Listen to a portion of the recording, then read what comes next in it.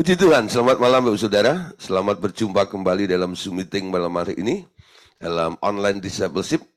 Malam hari ini kita masih membahas ya tentang pembinasa keji. Nah, itulah adalah si Abaddon yang telah kita bahas dan kapan munculnya dan kapan kerjanya dan apa yang akan dilakukannya. Nah, Saudara, ternyata di dalam akhir zaman nanti atau dalam 7 tahun aniaya atau kesusahan itu, bukan hanya Abaddon yang diberi peran untuk memperagakan dan menunjukkan sifat aslinya, ya. Tapi ada satu tokoh juga, ya, ada satu tokoh yang akan muncul mewarnai dalam kesusahan besar atau hari kiamat nanti itu ya. Nah, siapa itu? Nah, malam hari ini kita akan membahas tentang tokoh itu, yaitu tentang antikris. Wow, ya, tentang antikris. Nah, saudara, ya, kita melihat ya, ini tokoh antikris. Tapi sebelumnya, kalau Abaddon awalnya ya, digambarkan sebagai binatang serupa macan tutul. Ya, jadi Abaddon itu digambarkan dalam Alkitab dijelaskan sebagai binatang serupa macan tutul. Kakinya beruang, bermulut singa. Ya, lalu menerima kekuasaannya dari si naga tua itu, yakni iblis, dan membuka mulutnya menghujat Allah dan seluruh surga. Ia kemudian yang memberi kuasa kepada antikris yang digambarkan sebagai binatang lain mirip anak domba Allah yang bertanduk dua. Nah, saudara, jadi ada 3 tokoh ya. Ada Abaddon, lalu ada si naga tua. Siapa si naga tua itu? Itu adalah iblis atau Lucifer ya. Nah, Abaddon itu Apollyon, itu partnernya dari si Lucifer. Nah, nanti dia akan diberi kekuasaan oleh si naga tua atau Lucifer itu, nah, dan membuka mulutnya menghujat, dan kemudian ya, ia juga yang akan memberi kuasa kepada si antikris itu ya. Nah, jadi si naga tua itu memberikan pendelegasian kepada Abaddon, juga memberikan pendelegasian kepada si antikris itu. Nah, saudara, saya coba menggambarkan seperti ini ya. Jadi ada 3 makhluk ini, ya. Nah, ini seperti teamwork. Ya. Kalau Allah punya teamwork, ya, jadi ada Allah Bapa, Tuhan Yesus, dan Roh Kudus. Ya, nah. Ternyata, ya, nah, dalam kerajaannya iblis ini, ternyata ada 3 tokoh juga nih, ya. Si naga. Nah, ini naga, ya. Lalu ini yang dikatakan Abaddon tadi, ya. Nah, dari binatang ini tadi dikatakan bahwa serupa macan tutul, ya, kakinya beruang, ya, dan bermulut singa, ya. Nah, saudara ya. Lalu ada satu tokoh lagi, ya, namanya antikris. Itu digambarkan seperti domba, ya, yang bertanduk 2, ya. Kenapa harus menyerupai binatang domba? Karena antikris ini adalah penyamaran atau pemalsuan daripada Kristus itu, ya. Jadi Kristus palsu itu ceritanya, ya. Dan itulah yang membuat orang-orang Israel yang kala itu sangat menaruh hormat dan respek terhadap antikris itu. Ketika sudah dibukakan kebenarannya, dia baru kaget. Oh, ternyata ini bukan Mesias, tapi ini adalah Mesias yang palsu itu, ya. Nah, saudara, si antikris ini juga disebut sebagai raja nanti ya, karena dia memerintah. Nah, raja kecil di situ. Ketika raja kecil yang memerintah selama 3,5 tahun itu berkuasa di muka bumi, kematian massal ada di mana-mana. Hanya mereka yang mengetahui rahasia dari kuasa maut itu yang mampu mengatasi mereka dan menyingkirkan si pembinasa itu pergi dengan nama Yesus. Ya, peristiwa itu nanti akan amat mengurangi jumlah manusia di muka bumi, di mana maut berkuasa di bumi dalam waktu yang singkat. Itu sudah kita pelajari ya. Nah, tapi ada kabar baiknya nanti ya. Ada yang menghentikan. Siapa itu? Pasukan anakku, kata Bapak, yaitu pasukannya Tuhan Yesus akan mencari dan mengejar mereka, lalu mengikat mereka semua di jurang maut. Lalu sisa manusia yang masih hidup nantinya akan menikmati umur yang amat panjang setelahnya. Ini Millennium Kingdoms atau kerajaan 1000 tahun. Nah, saudara, pasukan akhir zaman itu jumlahnya ternyata relatif kecil dibanding semua yang nanti akan dibangkitkan dan diangkat ke surga. Hanya yang ditunjuk dan layak untuk bergabung saja untuk melawan maut itu, ya, melawan maut. Nah, hanya yang hidupnya di dunia telah memanifestasikan hidupku, kata Bapak ya. Selama mereka di dunia saja yang akan dipilih. Kemarin sudah dijelaskan sedikit ya tentang pilihan Allah orang-orang yang nantinya akan diajak berperang untuk mengalahkan maut itu ternyata tidak banyak ya. Alkitab mengatakan banyak yang dipanggil tapi sedikit yang dipilih. Amin. Nah, saudara, memang banyak yang dipanggil untuk diselamatkan. Tapi sedikit yang dipilih. Dari yang dipanggil itu, yang dipilih itu harus memenuhi kualifikasi atau kriteria-kriterianya ada ya sebagai orang pilihan Allah. Jadi untuk dipanggil ini sifatnya umum ya. Saya sering katakan general calling. Jadi panggilan umum. Yesus berkata ketika melihat banyak orang yang sedang berbeban berat itu, dia membuka tangannya. Marilah kepadaku, hai kalian semua yang letih, lesu, dan berbeban berat, aku akan memberikan sentosa, kelegaan kepadamu. Itu panggilan, ya. Dipanggil sebanyak-banyaknya untuk mengenal kasih karunia Allah. Tapi banyak orang Kristen itu hanya berhenti di daerah menikmati kasih karunia itu. Setiap hari hanya mengeklaim tentang haknya di hadapan Tuhan, ya. Tuhan, engkau kan berjanji begini. Tuhan, kan ada ayat ini. Lalu mereka berdiri di atas janji Allah. Mereka berdiri di atas firman. Lalu mulai mengklaim firman itu setiap hari. Ya. Nah, orang-orang semacam ini, mereka hanya ada di level dipanggil saja. Mereka hanya menerima apa yang dijanjikan oleh Allah. Sini, sini tak panggil. Ya, nanti kalau kamu mau datang, tak beri kelegaan. Ya, kalau kamu punya utang, nanti utangmu lunas. Kalau kamu sakit, nanti sembuh. Ya, nah, hanya masalah solusi hidup saja. Ya, nah, jadi mereka hanya ada di level orang-orang yang dipanggil. Tapi belum tentu mereka menjadi orang yang dipilih oleh Allah. Ya, jadi mulai berhenti, gitu loh. Bukan berarti nggak boleh. Ya, hal itu bukan tujuan. Itu hanya bonus. Ketika Anda dipanggil, konsekuensi Anda dipanggil, Allah memberikan jaminan, memberikan kelegaan, memberikan solusi hidup di dalam kehidupan Anda. Tapi dia yang memanggil Anda pasti punya tujuan, bukan? Nah, sekarang kita baru harus mengerti kenapa Allah memanggil saya. Kenapa Allah memanggil kita? Siapa yang pernah berpikir seperti itu? Kenapa Anda diselamatkan? Kenapa Anda dipanggil oleh Allah? Kenapa Anda sekarang ada di tempat ini belajar firman pada malam hari ini? Banyak orang kadang-kadang nggak berpikir seperti itu. Karena mereka hanya berpikir, daripada nganggur, mumpung ada Zoom, nah, nggak bayar parkir, nggak bayar kolektor, yang penting buka Zoom link saja, lalu bisa dengar firman, seperti itu ya.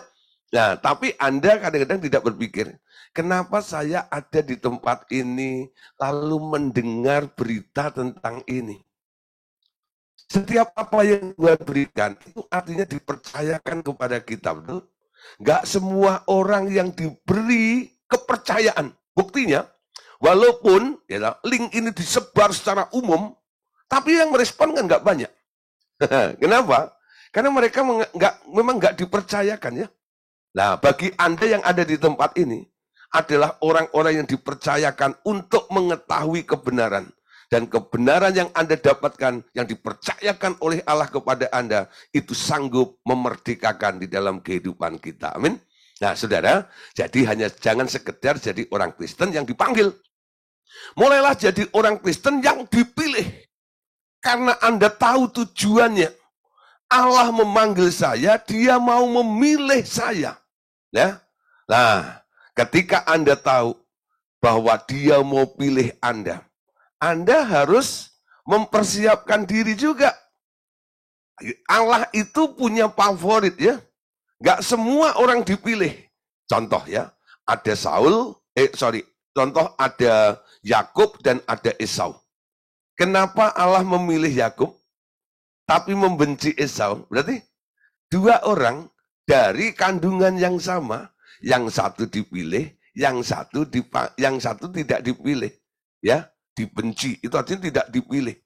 Jadi karena Allah itu melihat orang itu pantas aku pilih karena memiliki sesuatu yang menyukakan hatiku, ya. Nah, dalam pengiringan kita kepada Tuhan, Anda harus membangun diri Anda supaya Anda menjadi orang pilihan Allah. Amin. Hidupmu ya, dilihat oleh Allah dan Allah akhirnya berkata, oh ini Pakis ini ya, ini aku pilih nih. Ya, ini aku pilih nih. Jadi dipilih oleh Allah. Nah setelah Anda dipilih oleh Allah, belajar menjadi setia. Nah saudara, kalau Anda boleh melakukan 3 tahapan ini, sampai Anda disebut setia, saya percaya, kalau panggilanmu Anda pegang terus, sampai kedatangan Tuhan nanti, pilihan Allah itu tidak gugur.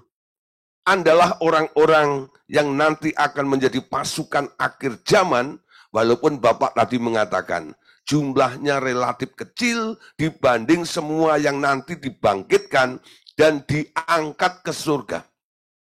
Enggak semua kubur yang terbuka, lalu orang-orang yang mati, orang percaya, orang beriman itu, yang telah disedot naik ke awan-awan, ketika Yesus datang di awan-awan itu, dan orang-orang yang mengalami rapture itu semuanya nanti akan menjadi pasukan akhir zaman. Tidak, ya. Jadi orang-orang yang berkualitas, ya, orang-orang yang berkualitas. Tadi Bapak mengatakan, hanya yang hidupnya di dunia memanifestasikan hidupku, ya, selama mereka di dunia saja, yang akan kupilih. Ya, plototin saudara ini ya. Anda baca, Anda lihat, baca sekali lagi. Hanya yang hidupnya di dunia memanifestasikan hidupku selama mereka di dunia saja yang akan dipilih. Amin. Ya, dipanggil, dipilih, dan setia. Banyak orang waktu hidupnya dipenuhi dengan Roh Kudus. Atau mungkin yang telah menampilkan hidup anakku, kata Bapak di dalamnya, tetap belum dapat menyertai pasukan khusus ini yang menuntut persyaratan yang tinggi agar menang terhadap maut, ya. Nah, ini sedikit unik saudara ya. Ya, coba kita renungkan kembali apa yang dikatakan Bapak ini ya. Banyak orang waktu hidupnya dipenuhi dengan Roh Kudus, atau mungkin yang telah menampilkan hidup anakku di dalamnya, tetap belum dapat menyertai pasukan khusus ini yang menuntut persyaratan yang tinggi agar menang terhadap maut. Wah, saudara, perhatikan ya, udah penuh Roh Kudus, sudah sudah memanifestasikan atau menampilkan hidupnya Yesus sekalipun, ya, belum tentu, belum layak untuk menjadi pasukan akhir zaman itu. Mereka harus mampu menampilkan hidupnya Bapa. Jadi ada 3 tahap kepenuhan, bukan? Dalam pelajaran kita sebelumnya, ada kepenuhan Roh Kudus, ada kepenuhan Kristus, dan ada kepenuhan Bapa. Kepenuhan Roh Kudus toh nggak cukup untuk jadi pasukan akhir zaman nanti. Kepenuhan Kristus nggak cukup untuk menjadi pasukan akhir zaman ini. Harus mengalami kepenuhan Bapa. Kenapa? Harus standarnya mengalami kepenuhan Bapa. Karena hanya Bapa yang tidak pernah takluk kepada maut, bukan? Yesus pernah diserahkan ke dalam maut. Dia 3 hari ada di Hades. Yesus pernah mati. Artinya pernah ditelan oleh maut. Betul? Nah, saudara, jadi kalau kita hanya sampai pada level mampu menampilkan hidupnya Yesus tanpa kita terus bertumbuh untuk kita mengalami kepenuhan Bapa, Anda nggak akan bisa menjadi apa yang seperti Bapak inginkan untuk memenuhi persyaratan, untuk nanti akhirnya Anda dipilih menjadi orang-orang yang siap untuk menyertai Bapak ketika dia mau mengalahkan maut itu. Menjadi pasukan-pasukan akhir zaman tersebut. Amin. Yuk saudara, kita mulai berbenah ya. Jadi target kita bukan sekedar selamat gak ketemu antikris, alias kita rapture, atau nanti kubur kita dibangkitkan. Gitu saja. Jangan hanya sampai di situ. Banyak orang hanya berpikir yang penting yang mati itu orang percaya. Nanti pada akhir zaman kuburnya terbuka dan dia diangkat. Betul? Ketemu Tuhan Yesus di awan-awan.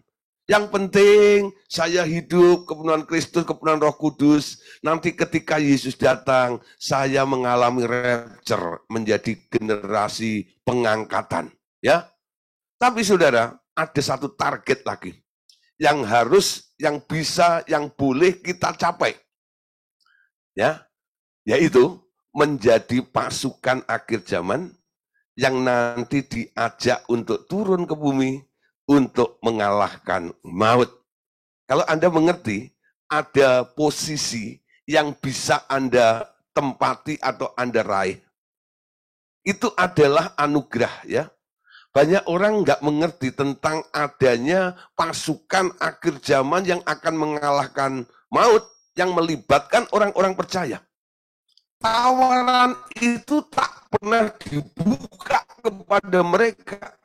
Dan tak pernah memahami ada namanya Allah Bapa mau merekrut, mencari orang-orang yang nantinya akan diajak berperang. Menjadi pasukannya di akhir zaman itu. Malam hari ini kita mulai ya. Tuhan, aku nggak mau sekedar jadi orang nanti dibangkitkan dari kematian. Aku nggak mau sekedar jadi orang nanti yang rapture tok. Tapi aku mau, ya, mau bertumbuh sampai nanti aku mau menjadi pasukan akhir zaman itu. Alkitab mengatakan jumlahnya 144.000. Ya, yang menyertai anak domba atau Yesus turun itu. Nggak banyak. Tapi saudara, Anda bisa. Kalau Anda mau. Ya. Nah saudara, yuk kita lihat beberapa ayatnya dulu ya malam hari ini. Tadi belum buka ayat. Nanti kalau menjelaskan nggak ada ayatnya, kadang-kadang dibilang itu tafsiran atau sesat. Wahyu 13 ayat 31 ya. Ayat Wahyu 13 maksudnya ayat 1 sampai ayat yang ketiga ya. Bukan ayat 31. Ayat 1 sampai ayat yang ketiga. Lalu aku melihat seekor binatang keluar dari dalam laut bertanduk 10 dan berkepala 7. Di atas tanduk-tanduknya terdapat 10 mahkota dan pada kepalanya tertulis nama hujat. Binatang yang kulihat itu serupa dengan macan tutul dan kakinya seperti kaki beruang dan mulutnya seperti mulut singa. Naga itu memberikan kepadanya kekuatan dan tahtanya dan kekuasaannya yang besar. Lalu tampaklah kepadaku satu dari kepala-kepalanya seperti kena luka yang membahayakan hidupnya. Tetapi luka yang membahayakan hidupnya itu sembuh. Seluruh dunia heran lalu mengikuti binatang itu. Ini munculnya Abaddon, saudara ya. Nah, kita tahu ya, si naga itu memberikan kekuatan, memberikan tahtanya dan kekuasaannya. Jadi ini masa 3,5 tahun kedua ketika Abaddon sudah mulai muncul karena ada malaikat yang sudah meniup sangkakala kelima lalu membuka jurang maut tersebut ya. Nah, yang menjadi perhatian lagi ayat yang ketiga, saudara. Di situ Yohanes melihat, lalu tampaklah kepadaku satu dari kepala-kepalanya, ya karena kepalanya banyak tadi ya. Nah, kena luka yang membahayakan hidupnya. Tetapi luka yang membahayakan hidupnya itu sembuh. Seluruh dunia heran, lalu mengikuti binatang itu. Kapan si Abaddon itu terluka? Ya, kapan si Abaddon binatang itu terluka kapan? Nah, ketika Allah harus ringkus itu. Ketika Allah mau menata ulang bumi itu, terpaksa itu, ya, si Abaddon itu harus dipukul dengan tongkatnya Allah. Terluka, ya, dan lukanya pengerah, saudara. Orang berpikir ini luka karena dipukul oleh tangan Allah itu, pasti tak akan sembuh nanti. Tapi melihat kepala yang pernah bekas yang pernah luka itu ternyata pulih. Hanya tinggal bekas lukanya.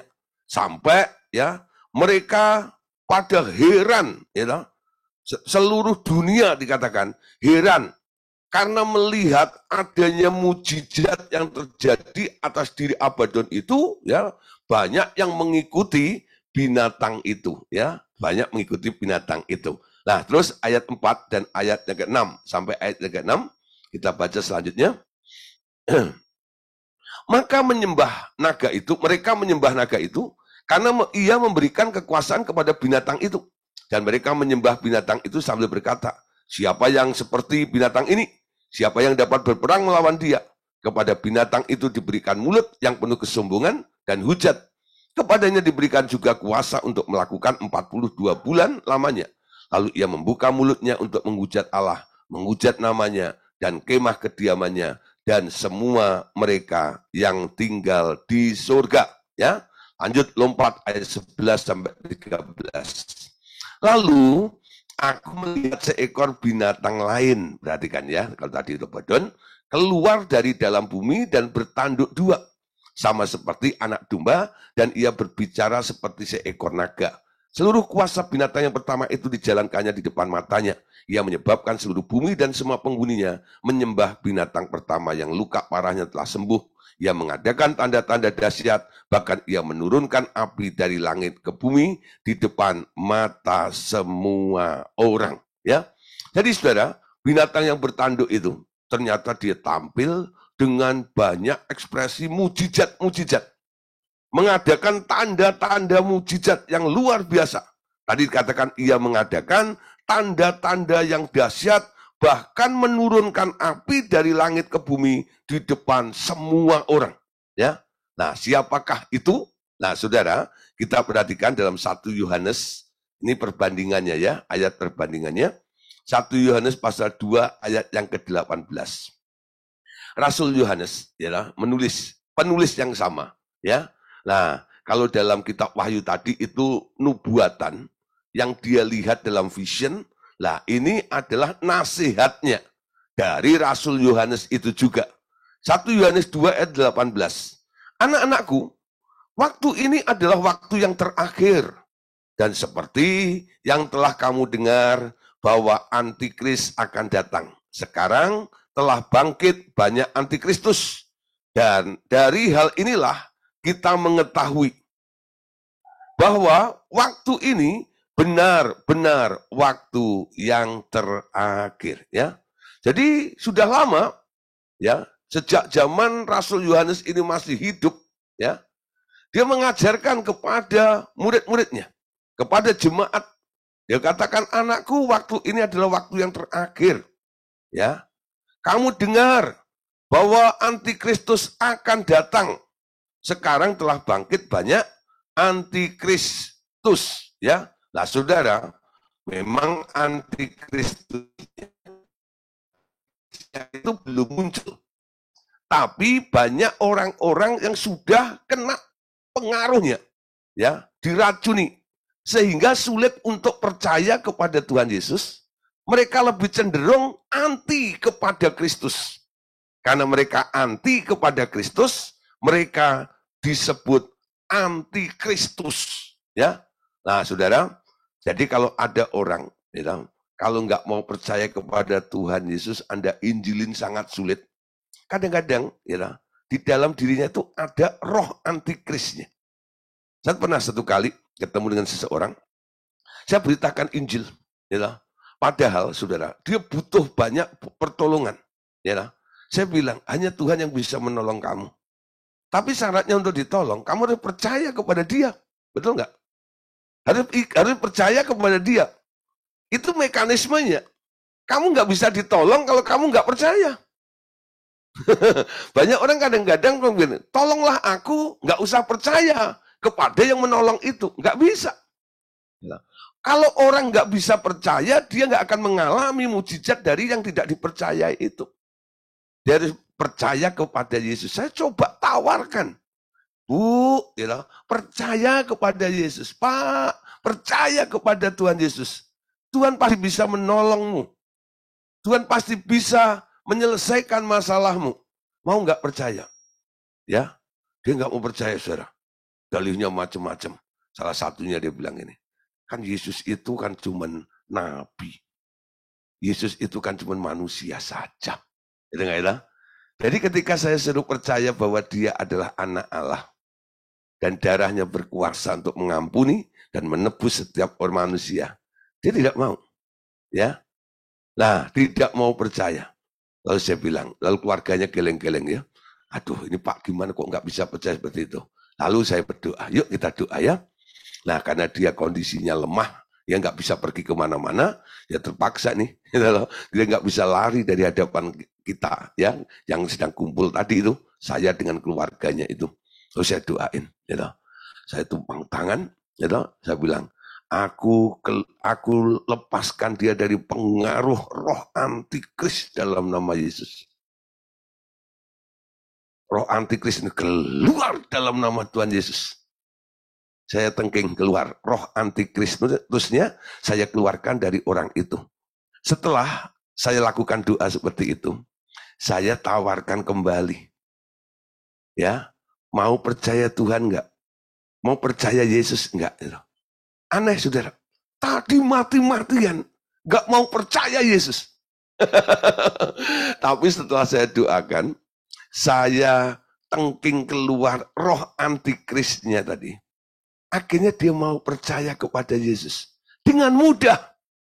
Ya, jadi kalau ada orang nggak percaya pada Tuhan Yesus, itu di dalam dirinya pasti ada roh antikris. Amin. Nah, kalau Anda nggak sempat mendoakan tumpang tangan ke dia ini, Anda bisa berdoa dari jauh saja. Ya. Nah, jadi kita tahu ya, roh antikris itu sudah merajalela. Ada di mana-mana. Bahkan kadang-kadang sudah mengendap, ya, tinggal di dalam orang-orang. Sehingga orang-orang itu sulit untuk menerima, mengerti bahwa Yesus adalah Tuhan yang menyelamatkan, ya. Sehingga mereka tidak bisa mengalami pertolongan dari Tuhan itu, ya. Oke, kita lihat ayat berikutnya. 1 Yohanes 2 ayat 22, ya. Siapakah pendusta itu? Bukankah dia yang menyangkal bahwa Yesus adalah Mesias? Ya. Penulis yang sama, Yohanes mengatakan, inilah antikristus, yaitu dia yang menyangkal baik bapak maupun anak. Amin. Nah, saudara, ada dosa yang tidak bisa diampuni, namanya menghujat Roh Kudus itu. Tidak mengakui, ya, tentang Roh Kudus itu namanya menghujat Roh Kudus. Nah, tapi menghujat anak, menghujat bapak, masih ada ampun ya. Nah, kenapa mereka bisa menghujat anak, bisa menghujat bapak? Kenapa mereka menyangkal bapak? Kenapa mereka menyangkal anak? Ya, tadi dikatakan, inilah antikristus, yaitu dia yang menyangkal baik bapak maupun anak. Dasarnya, saya mendoakan orang itu, saya tengking roh antikrisnya tadi itu dari ayat tadi ini. 1 Yohanes pasal 2 ayat 22. Jadi roh yang menyangkal tentang bapak dan anak, itu namanya antikris. Amin. Nah, terus 1 Yohanes pasal 4 ayat 3. Nah, penulis Yohanes ini masih melanjutkan ya, memberi keterangan lebih banyak lagi tentang antikris. Berarti kan 1 Yohanes 4 ayat yang ketiga. Dan setiap roh yang tidak mengaku Yesus tidak berasal dari Allah. Roh itu adalah roh antikristus. Dan tentang dia telah kamu dengar bahwa ia akan datang dan sekarang ini ia sudah ada di dalam dunia. Jadi kalau hari ini mungkin Anda punya saudara, punya anak, mungkin suamimu, istrimu nggak mau mengaku Yesus, ya. Nah, roh yang tidak mau mengaku Yesus itu yang mempengaruhi, ya, mungkin itu keluarga Anda atau sahabat Anda, itu tidak berasal dari Bapak. Ya. Yohanes tetap memberikan keterangan lagi. Roh itu adalah antikris. Ya. Dan sekarang roh itu sudah ada di dunia. Amin. Oke, lanjut lagi Yohanes. Ya, ini tulisan Yohanes banyak banget nih. 2 Yohanes 1 ayat 7. Sebab banyak penyesat telah muncul dan pergi ke seluruh dunia yang tidak mengaku bahwa Yesus Kristus telah datang sebagai manusia. Itulah si penyesat dan antikristus. Ya, tetap ya. Jadi semua apa yang terjadi seperti ini, Yohanes menegaskan, itulah si penyesat dan antikris. Nah, saudara, tentang itu sudah ada di dunia. Tapi si antikrisnya belum muncul. Ya, belum muncul. Nah, kapan itu munculnya? Nanti setelah pembangunan bait suci ke-3. Nanti akan saya jelaskan di belakang. Ya. Tapi kita lihat dulu apa yang dipesankan oleh Allah Bapa kepada kita semuanya malam hari ini. Allah Bapa berkata, ketika orang masih menduga-duga siapa dan di mana antikris itu muncul, ia secara tiba-tiba telah muncul. Tapi mereka yang mempersiapkan diri dalam kematangan rohani akan mengerti apa yang harus mereka lakukan. Aku akan mempersiapkan setiap orang percaya yang benar-benar menaruh perhatian tentang hal ini. Itu bedanya antara orang percaya dan yang tidak. Ketika antikristus tiba, ia akan segera mengganti suasana di atas bumi. Dan kematian akan muncul di mana-mana. Ya, saudara, kedatangan Tuhan Yesus kali kedua. Tuhan Yesus katakan, ya, kedatanganku seperti pencuri, katanya. Kalau ada orang yang mulai salah tangkap dan salah mikir, oh kalau gitu Yesus itu pencuri ya. Bukan. Ya, kedatanganku seperti pencuri. Bagi yang nggak berjaga-jaga. Mereka kaget. Saya pikir masih lama, tahu-tahu kok sudah datang. Gitu. Dan mereka belum ada persiapan. Itu digambarkan seperti 5 gadis bijaksana dan 5 gadis yang bodoh. Ya. Kenapa yang 5 disebut bijaksana? Karena dia tahu mempersiapkan diri bahwa Tuhan pasti datang. Sehingga dia senantiasa berjaga-jaga. Dia punya persiapan. Punya cadangan minyak. Ya.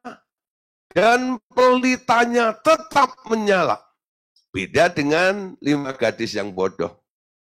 Dia berpikir asal pelitaku menyala. Tapi dia nggak punya minyak cadangan. Persiapannya nggak ada. Ya, memang dia percaya akan adanya kedatangan Tuhan. Tapi cara menunggu kedatangan itu berbeda dengan yang bijaksana. Maka dia dibilang bodoh. Akibatnya apa? Yang bodoh nggak masuk. Dan yang bijaksana, itulah yang bisa diterima seperti itu. Nah saudara, jadi Anda mau yang mana? Mau yang siap atau yang tidak? Kalau Anda tidak siap, ya, kedatangan Tuhan itu ya, secara muncul tiba-tiba, bagi Anda nanti seperti pencuri Tuhan datang. Tapi kalau Anda sudah siap dan punya persiapan, selalu berjaga-jaga, kedatangan Tuhan bukan seperti pencuri. Tapi kedatangan Tuhan seperti mempelai yang menjemput pengantinnya. Amin. Dan Anda sudah siap. Ya. Coba di dunia ini ya, kalau ada orang mau diresmikan, ya, sebagai pengantin, ya, mau dipestakan seperti itu. Nah, si perempuan ini kan mau dijemput sama laki-lakinya, itu pengantin lakinya gitu. Nah, ketika mau dijemput sama pengantin lakinya itu, kan udah janjian ya. Nah, nanti tak jemput, terus nanti kita ada pesta di restoran atau gedung apa seperti itu. Wah, ketika dijemput ke rumahnya gitu, ternyata belum dandan. Masih pakai daster. Dasternya ompol pula. Rambutnya masih pakai apa namanya itu, yang di bulat-bulat itu, roll itu ya. Nah, gitu. Nah, saudara, dan sebagainya. Ya, alangkah kecewanya, ya, sang mempelai laki-laki itu. Tapi bagi pengantin perempuan, kalau dia tahu mau dijemput oleh pengantin laki-laki itu, dia jam 4 subuh kadang-kadang itu udah pergi ke salon, enggak itu loh. Wah, gitu. Dan itu bisa sampai 4-6 jam, enggak loh. Nah, 6 jam ke sana itu tamu udah siap itu dijemput. Wah, ada persiapan namanya. Itu namanya bijaksana, bukan? Nah, kalau Anda secara fisik ya di dunia ini bisa melakukan hal seperti itu. Kalau Anda mau ketemu dengan mempelai Anda yang di surga nanti, butuh persiapan juga ya. Berjaga-jaga. Dia pasti datang. Kapan itu? Siapkan diri Anda. Nah, saudara, antikris itu pasti muncul ketika Yesus datang. Ya. Kenapa kok bersamaan dengan datangnya Tuhan Yesus sebagai mempelai, baru muncul antikris?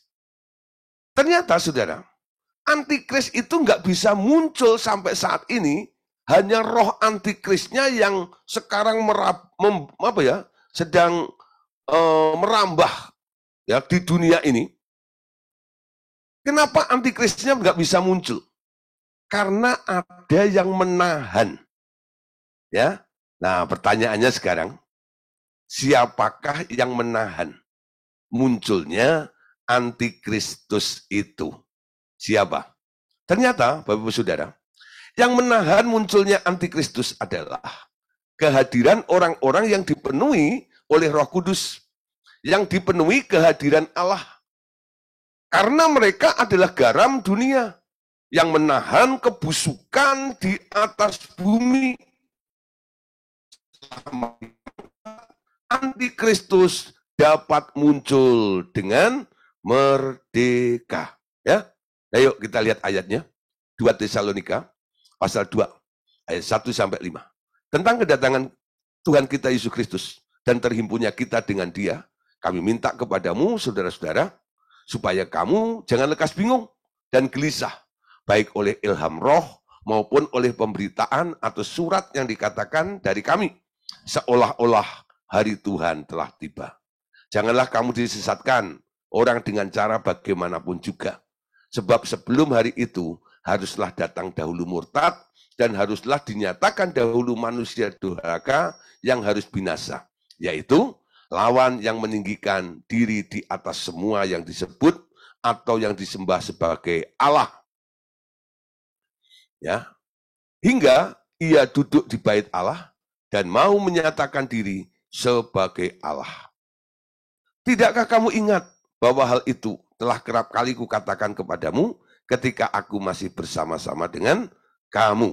Terus 2 Tesalonika pasal 2 ayat 6 sampai 10. Ini yang menjawab pertanyaan tadi. Dan sekarang kamu tahu apa yang menahan dia, sehingga ia baru akan menjadi pada waktu yang telah ditentukan baginya. Karena secara rahasia, kedurhakaan telah mulai bekerja. Tetapi sekarang masih ada yang menahan. Kalau yang sekarang menahannya itu telah disingkirkan, ya, nah, kalau singkirkan, nah, pada waktu itulah si pendurhaka baru akan menyatakan dirinya. Tetapi Tuhan Yesus akan membunuhnya dengan napas mulutnya dan akan memusnahkannya dengan penampakannya pada waktu kedatangannya.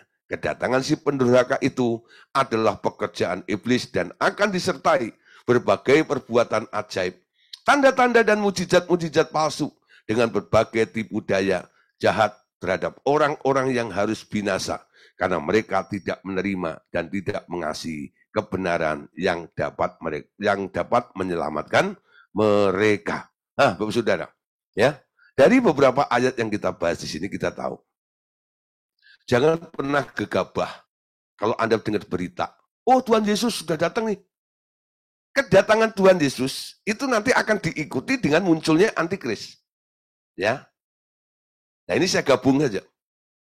Jadi kalau ada orang berani menyatakan, oh Tuhan Yesus sudah datang nih. You know?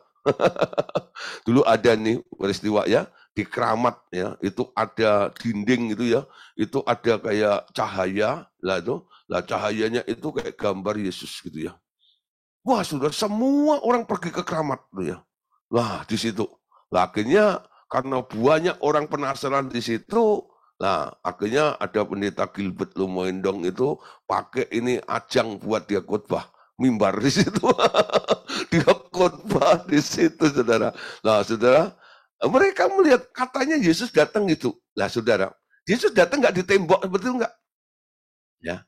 Yesus datang di awan-awan, kata Alkitab. Betul? Bukan di tembok, nempel di tembok itu. Nah, ketika banyak orang pada bingung tentang Yesus ada di tembok seperti itu. Nah, ketika saya khotbah di gereja, ada yang nanya dan pendetanya juga bilang, Pak, tolong dijelasin. Gitu. Itu Tuhan Yesus atau bukan? Dia bilang, ya bukanlah, saya bilang. Masa Tuhan Yesus datang nempel di tembok? Saya bilang, enggak. Alkitab bilang apa? Kita kembali pada Alkitab saja. Dia turun di awan-awan menjemput mempelainya, pengantinnya, betul? Kita yang percaya itu. Nggak nempel di tembok seperti itu. Nah, kalau memang Yesus datang saat itu, artinya antikris pasti sudah siap muncul. Kalau antikris sudah muncul, dia harus duduk di Bait Suci, di Yerusalem. Persoalannya Bait Sucinya belum ada sampai saat ini. Jadi saudara, masa persiapan kita sebenarnya masih ada waktu untuk mempersiapkan kita, untuk mempersiapkan diri dan berbenah supaya kita dipilih oleh Allah, bukan hanya diangkat menjadi mempelai Tuhan, tapi juga menjadi pasukan-pasukan akhir zaman nanti. Amin. Ya, saudara, antikris itu muncul kalau orang-orang kudus dan Roh Kudus diangkat. Jadi sekarang antikris itu belum muncul karena ditahan oleh orang-orang kudus di muka bumi ini. Orang-orang percaya. Kan Yesus berkata, kamulah garam dunia. Betul? Fungsi garam salah satunya adalah apa? Mengawetkan. Supaya tidak terjadi pembusukan. Betul? Nah, perbuatan jahat daripada antikris, setan itu disebut pembusukan. Membuat daging itu semakin lama semakin rusak. Ya. Tapi karena ada garam, itu proses daripada pembusukan itu bisa ditahan. Siapa itu? Anda dan saya adalah garamnya. Dan nanti kalau garam-garam ini kita sudah diangkat, antikris muncul dengan mudah. Kenapa? Tidak ada yang menahannya. Dan itulah waktu yang telah ditentukannya. Bagaimana kita bisa meninggalkan itu? Karena kita diangkat. Yesus sudah datang. Amin. Bapak Saudara, sekarang kita mau lebih jelas ya. Mau tahu tentang siapa antikris itu sebenarnya. Yang akan muncul nanti. Nah, ini pertanyaan yang sering kadang-kadang muncul dan perlu dijelaskan. Saya mencoba untuk menjelaskan tentang siapakah antikristus itu. Dilihat dari karakternya sekarang ya. Tentang karakter antikristus. Arti kata antikristus, ya, kata sesuai dengan namanya itu adalah awalan, anti berarti melawan, bukan? Menentang atau sebagai ganti dalam setiap hal yang bisa dibayangkan. Kristus dan antikristus pada dasarnya bertentangan. Antikristus akan melawan Kristus, tetapi juga akan menempatkan diri sebagai penggantinya Kristus. Ia akan menjadi tiruan yang mengagumkan dari Kristus yang sesungguhnya. Ya, jadi artinya dulu ya, arti daripada antikristus kalau kita lihat dari awalan katanya itu ada kata anti, gitu. Anti siapa? Anti dengan Kristus, dan dia selalu bertentangan, melawan, dan bukan hanya melawan. Si antikristus itu mencoba untuk menempatkan diri nanti sebagai pengganti Kristus. Disebut Kristus palsu, ya. Tiruan yang sangat mengagumkan. 1 Yohanes 5 ayat 43. Kita baca ya. Yesus berkata, "Aku telah datang dalam nama Bapakku dan kamu tidak menerima aku. Bila orang lain datang dalam namanya, kamu akan menerima dia." Nah, saudara, perhatikan ya, ada orang yang datang dalam nama Yesus tidak terima, tapi pakai namanya sendiri, ya lah dia terima. Nah, ini sebenarnya bicara tentang antikris yang akan datang nanti. Seperti sering ditunjukkan, setan tidak pernah menghasilkan apapun selain dosa. Sejak penciptaan, ia telah meniru pekerjaan Allah dan antikristus tidak terkecuali. Ya, nah saudara, perbuatan iblis yang selalu menjiplak Yesus itu nanti juga akan dilakukan oleh si antikris, ya, sebagai penampilan atau penampakan daripada setan dalam diri manusia yang dipilih untuk duduk di Yerusalem nanti, memerintah sebagai raja kecil itu, ya. Nah, saudara, perhatikan ya, iblis itu kan selalu niru Yesus sebagai singa suku Yehuda. Dia sebagai apa? Singa yang mengaum-ngaum. Jadi kata singa ya, dia singa. Itu ya. Tadi dikatakan Yesus anak domba, muncullah ya, domba yang bertanduk gitu ya. Nah, jadi dijiplak habis gitu loh. Namanya penyesatan itu seperti itu ya.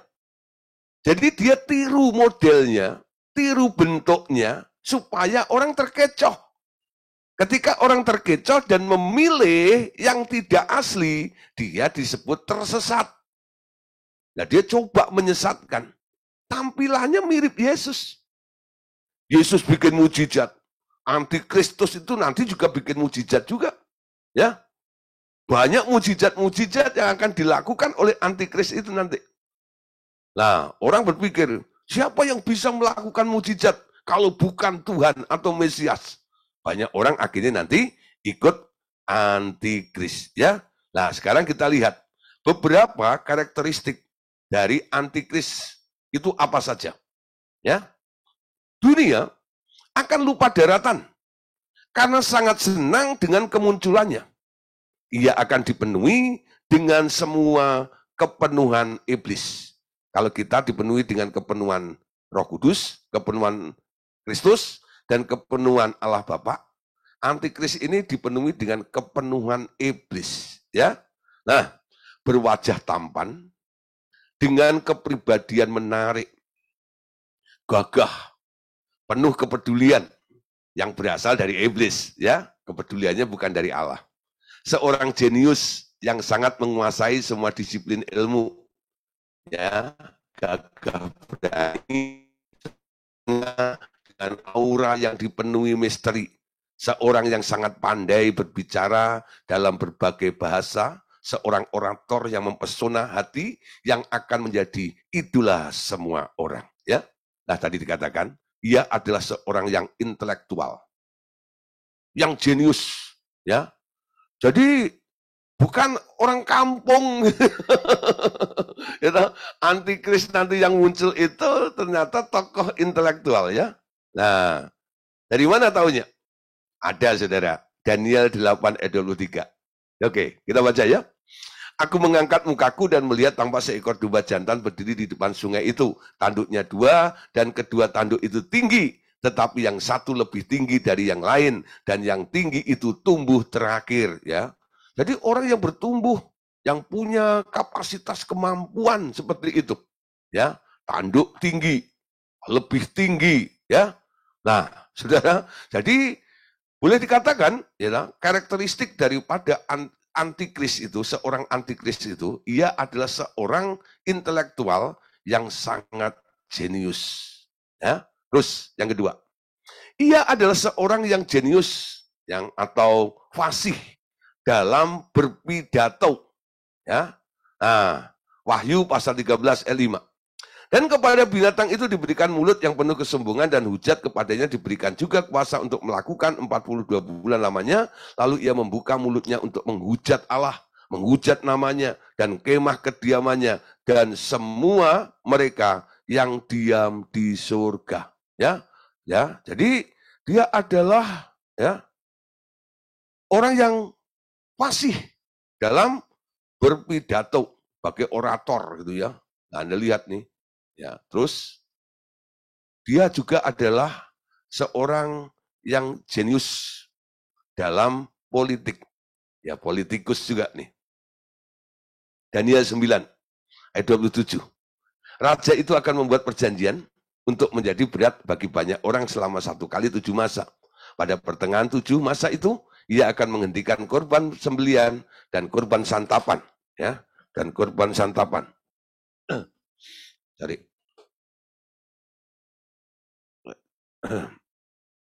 Nah, dan di atas sayap kekejian akan datang yang membinasakan, ditetapkan menimpa yang membinasakan itu. Ya, jadi jago bikin perjanjian. Nah, ini kan kerjanya orang-orang politik nih. Nah, bikin sebuah perjanjian. Tapi akhirnya perjanjiannya tambah berat, lalu di pertengahan itu ia menghentikan korban, ya itu aku politikus lah, ya. Jadi di depan sama di tengah sama akhirnya nggak sama seperti itu. Ada politiknya seperti itu. Nah, berikutnya karakternya. Ia adalah seorang yang jenius dalam bidang ekonomi, ahli ekonomi ya. Nah, Daniel 11 ayat 23. Ia akan menguasai harta benda, emas dan perak dan segala barang berharga negeri Mesir dan orang Libya serta orang Ethiopia akan mengikuti dia. Tetapi kabar-kabar dari sebelah timur dan dari sebelah utara akan mengejutkan hatinya sehingga ia akan keluar dengan kegeraman yang besar untuk memusnahkan dan membinasakan banyak orang ya. Jadi penguasa harta ya. Nah, terus berikutnya Wahyu 13 16 17. Dan ia menyebabkan sehingga kepada semua orang kecil atau besar, kaya atau miskin, merdeka atau hamba diberi tanda pada tangan kanannya atau pada dahinya. Dan tidak seorang pun yang dapat membeli atau menjual selain daripada mereka yang memakai tanda itu, yaitu nama binatang itu atau bilangan namanya. Ya, jadi menguasai perekonomian juga. Nah, saudara, sampai semuanya orang yang bertransaksi harus ada tanda pada dahi ya dan tangannya itu ya. Nanti ada penjelasan lagi. Terus karakter berikutnya. Ia adalah seorang yang jenius, ahli dalam bidang militer ya. Nah, kita lihat zaman Hitler ya. Nah, itu kan membunuh orang-orang Yahudi ya. Nah, jadi ahli dalam bidang militer. Wahyu 6 ayat 2 ini ayatnya. Dan aku melihat sesungguhnya ada seekor kuda putih dan orang yang menungganginya memegang sebuah panah dan kepadanya dikaruniakan sebuah mahkota lalu ia maju sebagai pemenang untuk merebut kemenangan ya. Nah, ini militer nih ya. Nah, terus ia adalah seorang yang jenius dalam bidang agama ya. Jadi antikris itu bukan orang yang nggak tahu tentang agama ya. Orang agamawi ya. Nah, 2 Tesalonika 2 ayat 3 sampai 4. Janganlah kamu memberi dirimu disesatkan orang dengan cara yang bagaimanapun juga. Sebab sebelum hari itu haruslah datang dahulu murtad dan haruslah dinyatakan dahulu manusia durhaka yang harus binasa. Yaitu lawan yang meninggikan diri di atas segala yang disebut atau yang disembah sebagai Allah. Bahkan ia duduk di bait Allah dan mau menyatakan dirinya sebagai Allah. Ya, dan menyatakan dirinya sebagai Allah. Nah, duduknya di bait Allah. Menyatakan dirinya sebagai Allah di sana. Nah, saudara, tadi ada, ya, pada waktu antikris dengan karakteristiknya itu akan menguasai perekonomian. Semua orang yang akan bertransaksi harus dicap, ya, ada tanda. Nah, kita kenal ya, tanda itu adalah tanda binatang, yaitu angkanya 666. Ya, nah, Tanda binatang 666. Nah, saudara, angka 6666 ya. Angka 6 menunjuk pada angka manusia. Sementara disebut sebanyak 3 kali mengacu pada angka ilahi. Ya. Jadi ini angka manusia 6, yaitu kalau 1 ya, 1 angka. Tapi kalau 3 itu angka ilahi. Ini istilah dalam teologi ya. Jadi ada Bapa, Putra dan Roh Kudus 3 kali disebut ya. Nah, ini ilahi. Jadi boleh disimpulkan karena 6 yaitu angka manusia ini ditulis 3 kali atau 666, binatang ini adalah manusia yang mengklaim dirinya sebagai Allah.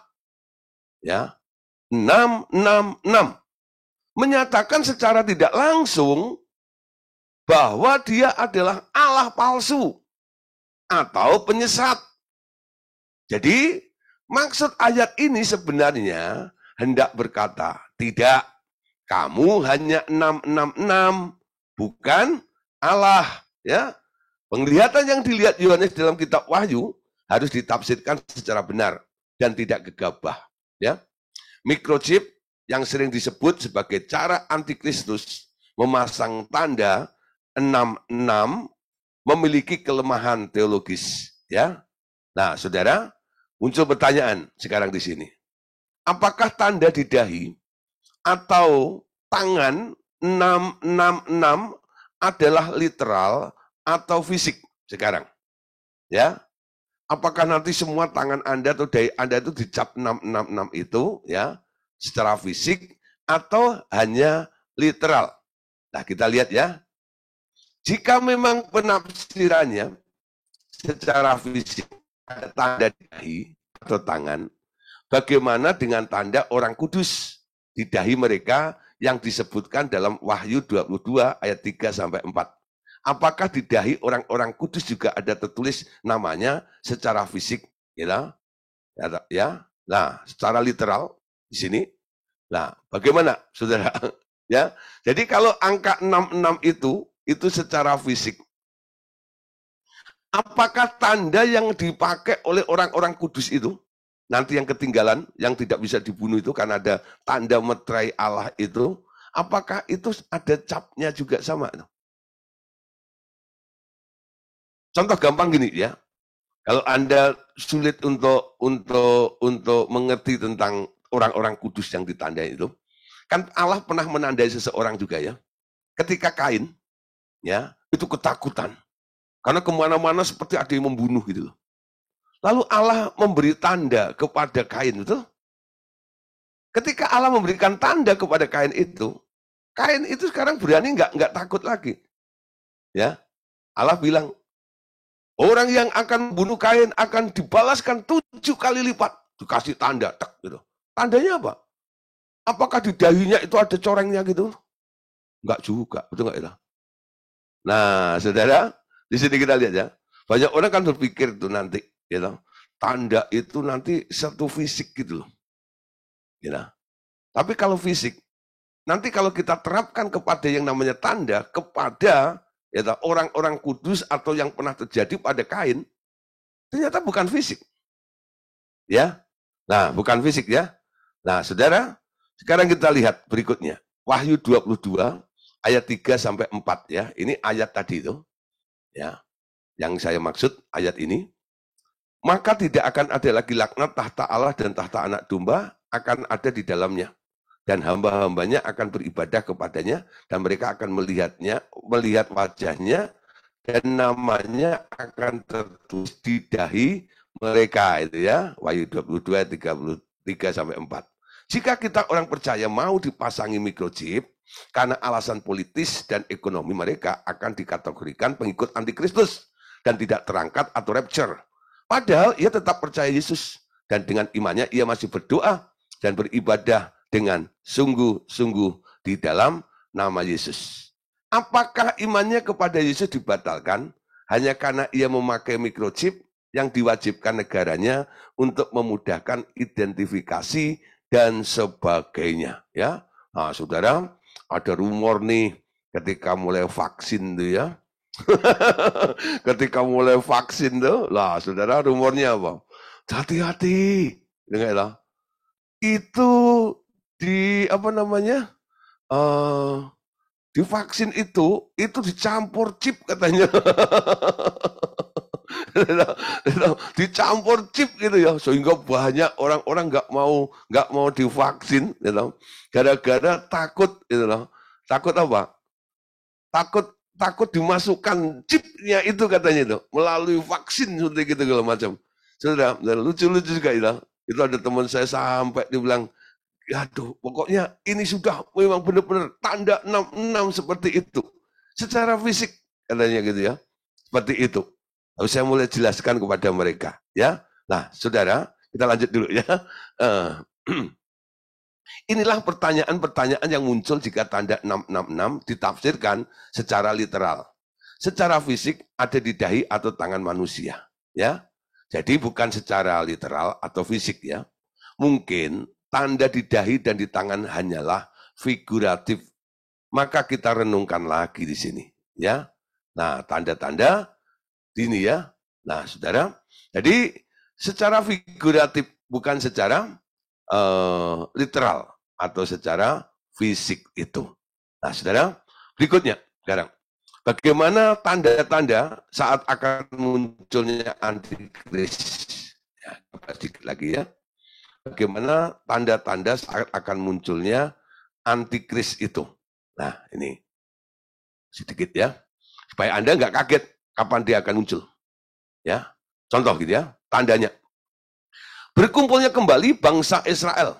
Ya, berkumpulnya kembali bangsa Israel. Ya, Sionisme. Jadi mereka itu kembali, gitu.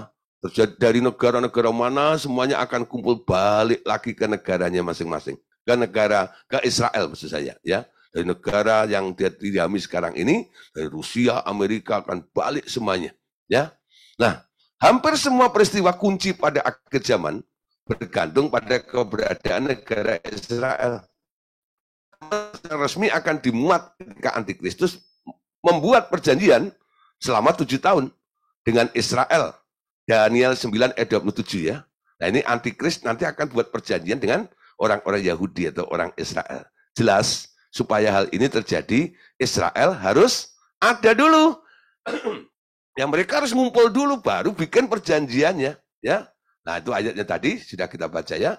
Raja itu akan membuat perjanjian. Ya. Terus, kembalinya orang Yahudi pada zaman modern ke negaranya, dibentuk pada tahun 1948, telah disebut mujizat Mediterania.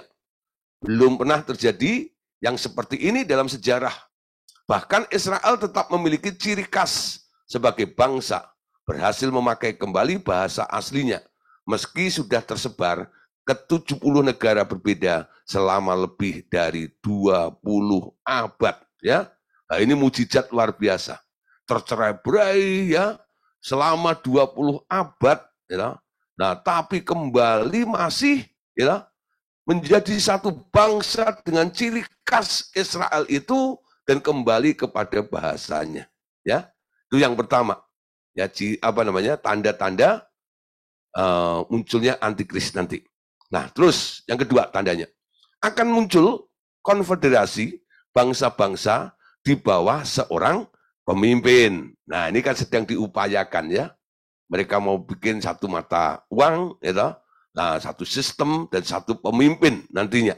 Setelah dunia perang, ya, setelah 2 perang dunia yang melumpuhkan negara-negara di Eropa, sadar bahwa satu-satunya harapan mereka untuk tetap hidup dan memiliki stabilitas adalah membentuk aliansi damai. Ya, pada tahun 1957, koalisi mulai terbentuk, berkembang dengan tahun-tahun berikutnya sampai sekarang.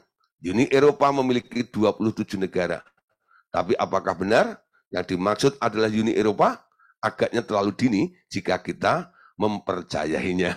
Ya. Nah, tapi sudah ada kira-kira lebih tanda-tandanya ada ya. Nanti akan ada pergerakan yang mirip seperti itu. Ya. Nah, terus globalisasi. Ya, globalisasi.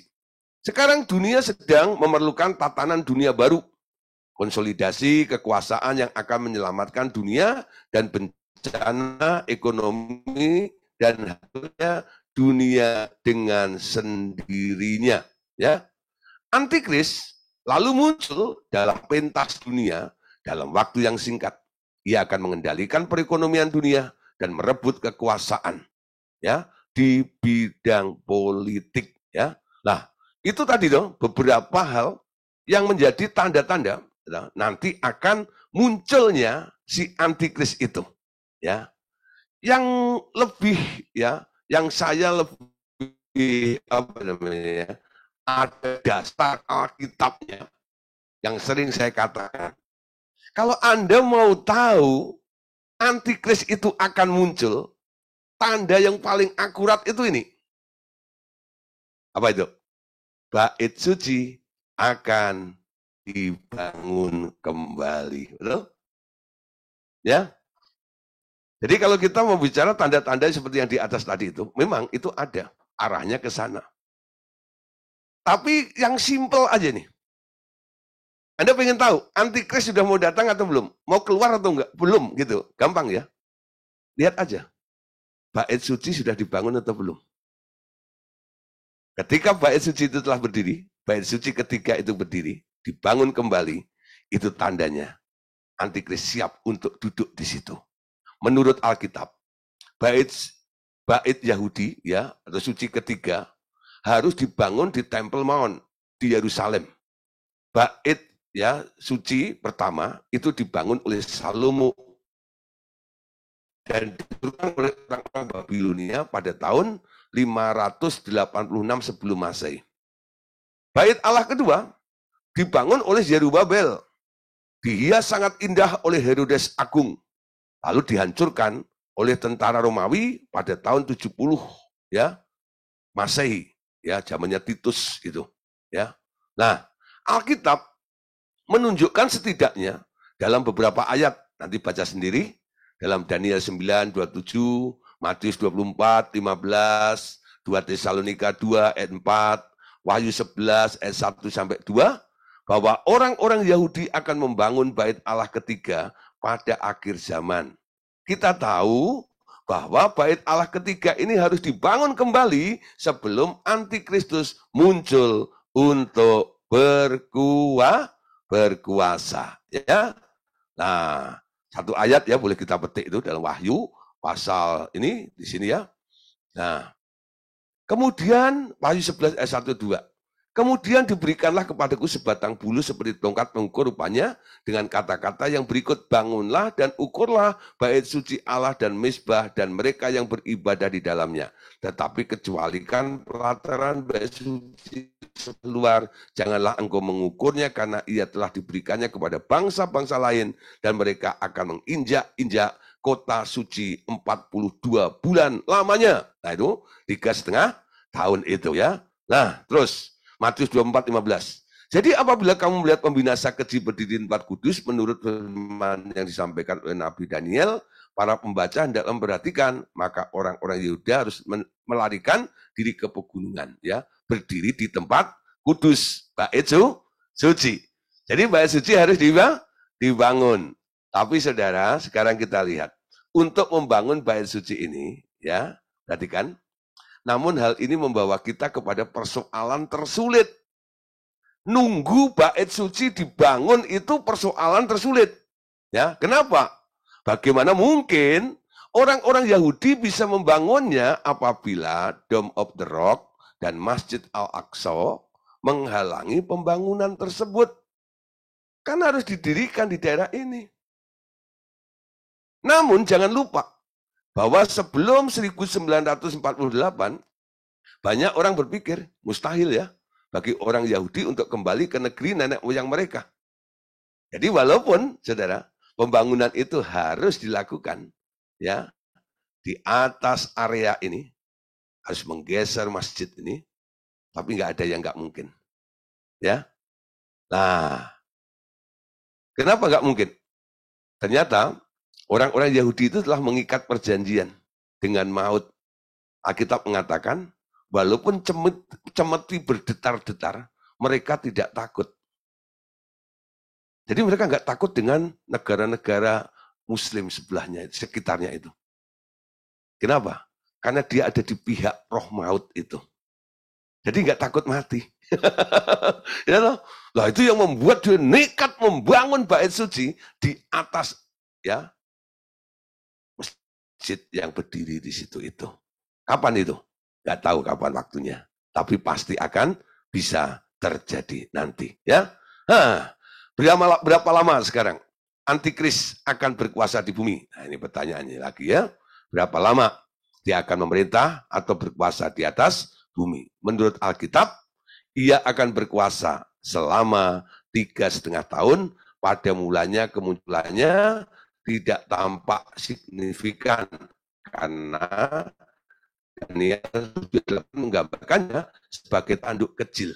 Namun akhirnya ia akan menjadi penguasa dunia dan kerajaannya akan berlangsung selama 3,5 tahun atau 42 bulan. Ya, oke, saudara. Malam hari ini itu yang bisa saya sampaikan ya tentang antikris. Paling nggak bisa mulai sedikit punya gambaran tokoh yang akan muncul nanti itu, si antikris itu. Walaupun itu bukan apa ya target kita untuk ketemu dengan dia. Kita sudah diselamatkan, kita diangkat, gara-gara kita diangkat, ya kita sebagai garam itu membuat antikris bisa muncul dengan leluasa. Amin. Oke ya, nanti kita akan bahas berikutnya, masih pelajaran tentang kejaman juga. Kita lanjutnya nanti akan membahas tentang dua saksi Allah. Ya, terus mengikuti ya. Oke, Tuhan Yesus memberkati kita semuanya. Amin. Nah,